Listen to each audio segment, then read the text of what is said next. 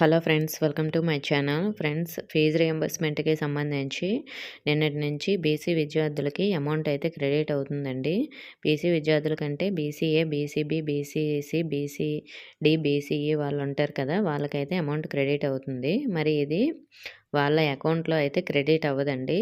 ఇది కాలేజ్ అకౌంట్లో మాత్రమే క్రెడిట్ అవుతుంది.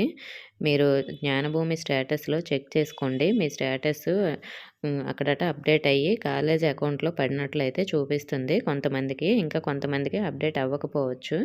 ప్రతి ఒక్కరికి కూడా అమౌంట్ అయితే క్రెడిట్ అవుతుంది. వెయిట్ చేయండి. కొంతమందికి నిన్న పడింది, ఈరోజు కొంతమందికి అమౌంట్ అయితే పడుతుంది. అలాగే ఎస్సీ విద్యార్థులకు ఆల్రెడీ అమౌంట్ అయితే క్రెడిట్ అయ్యింది. మిగతా వాళ్ళకు కూడా క్రెడిట్ అవుతుంది. వెయిట్ చేయండి.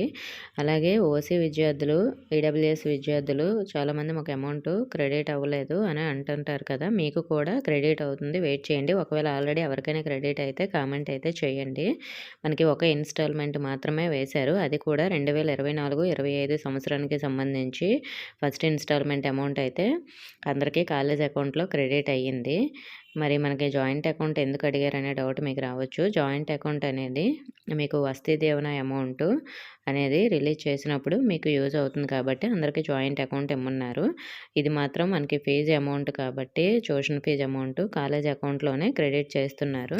అలాగే మరి మనకి 2023-24 పాస్డ్ అవుట్ స్టూడెంట్స్కి ఇంకా వేయలేదు. ఆ అమౌంట్ కూడా తర్వాత రిలీజ్ చేస్తారండి. వెయిట్ చేయండి. ఎందుకంటే పెండింగ్ అమౌంట్ అది కూడా మనకి రిలీజ్ చేస్తామని చెప్పారు కాబట్టి లేట్ అయినా కూడా రిలీజ్ చేస్తారు.